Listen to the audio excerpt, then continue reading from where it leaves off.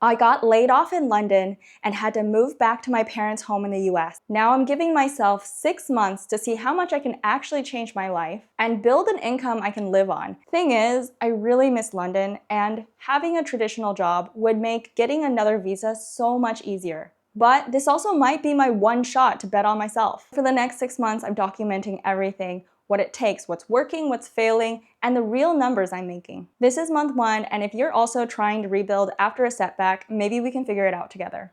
Here's what I'm covering, what I'm working on this month, how much I've actually made, what's working, what's not. And I'll ask you what you want to see more of. Before we start, this isn't going to be polished or perfectly edited. Much like my room right now, it's going to be messy. This is what rebuilding actually looks like for me day to day. Think of it as something to have on while you're job hunting, working on your own thing, or just need to feel like you're not coming at it alone. A bit about me, I'm 32 years old. I've been working for 7 years across corporate and startup. I've seen a lot of 6 months challenge videos that list every goal up front, but I'm doing it a little differently. I believe in stacking, getting a couple wins first, and then layering more as I get momentum. So check back each episode to see what the focus is and how things change. If you saw my video from 3 weeks ago, I shared a couple ideas of how I wanted to make money online. Starting with the most realistic one, freelance or UGC. And also be more intentional about investing. I'm even experimenting with coding a Roblox game because I want to show that it's never too late to learn a new skill. I'm also hoping to have some income from YouTube. For month 1, my goal was to do a taster of each of these income streams I mentioned. That's why I actually started filming 3 weeks ago so that I could kick off episode 1 with real results from my first experiments. Even if you don't aspire to be a creator, there's stuff in here about negotiating, understanding your value, and figuring out what you're good at that could apply even if you're looking to pivot into another area. Well, okay, what actually happened? Overall, I'd say I was spread super thin. I hit a major milestone on YouTube, but I also made a negotiation mistake that could have cost me hundreds. First, we'll get into the YouTube win and then the negotiation blunder before breaking down the other income streams and how I'm planning to fix this spread thin issue I have. Now let's talk about YouTube, my only real win this month. First, let me recap my YouTube journey. Up until 2 months ago, I was at under 400 subscribers. All of my growth on my channel, all my 6,000 subscribers, came in the last 2 months with one video. I've been posting on YouTube over a year, and I just got monetized on May 26th. My first milestone that I hit was getting monetized, but my next biggest milestone was actually earning money from YouTube. Today is June 26th. I have been in the YouTube Partner Program officially for a month. I have not gotten a payout. That should happen next month. And let me just show you how much I've made. Okay, this is for 1 month. This is for the last 28 days. I've earned $447. Is that more or less than you expected? I was not monetized when one of my videos went viral, so I missed out on the first half of its earnings, and then it still grew a decent amount, but I didn't make money on that full amount. So let's just look at what my revenue looks like. Analytics, revenue. Okay, so the estimated revenue is $447, and this is, most of it is made in July. And you can see for my video that got, I think it's sitting at 143 or something. How many views does this have actually? Let me just check. Okay, this video has 164,000 views, and then I made 188. And then this video, which has 50,000 views, okay, that's funny. The video that has 50,000 views made $185. Surprising? Well, it's only because I got monetized 2 or 3 weeks after this video got viral. And my revenue per 1,000 views is between $4 and $5, which is pretty average amongst YouTubers, I think. Also, I used to be a product manager, and this content pivot might seem random, but it actually builds on something I used to do before. Before this, the startup I was at in London built tools for YouTubers to help them with their videos and growing on different platforms. Even though I had some behind the scenes, I still failed at YouTube for over a year until I had 2 videos do very well. So it just made me realize that just because you work somewhere doesn't mean you always get the skills to do it on your own. Working at a startup doesn't mean you know how to start your own company. Working at a creator company doesn't mean you know how to be a creator.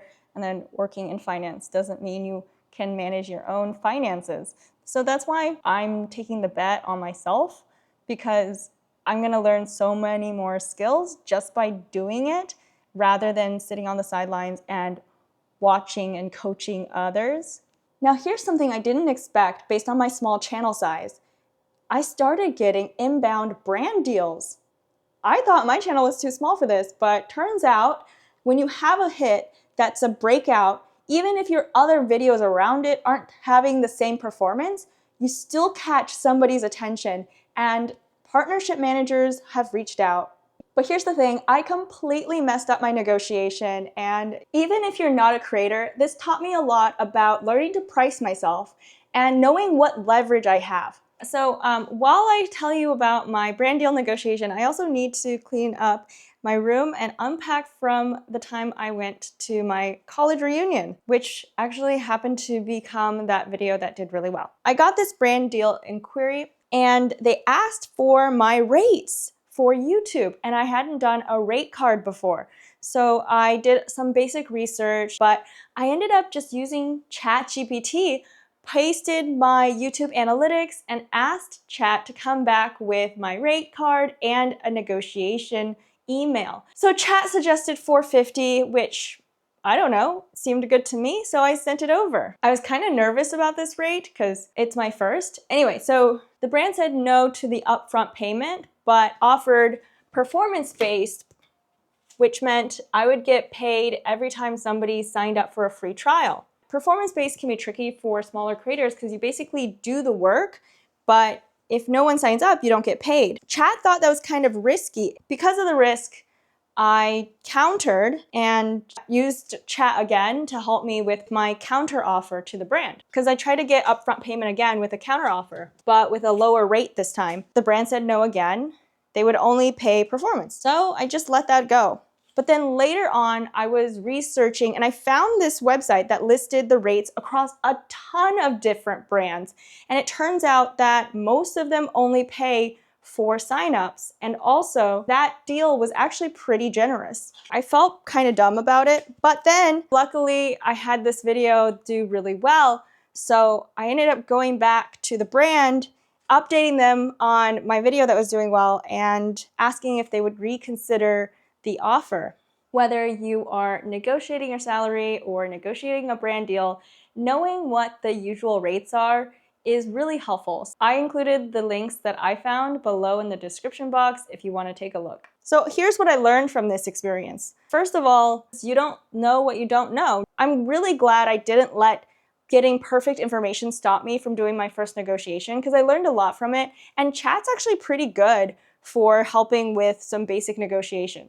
But you need to know that Chat can sometimes suggest things based on how it thinks that you're feeling. So if I say, oh, I'm not sure about doing this brand deal because I'm doing a bunch of work up front and I don't know if it'll pay out, Chat might sense that, and so it might actually suggest not doing the deal. So just know that how you prompt Chat and your attitude going into it will affect what it advises you to do. Now I have this website that lists what the affiliate rates are for a bunch of different brands, and now this is really helpful.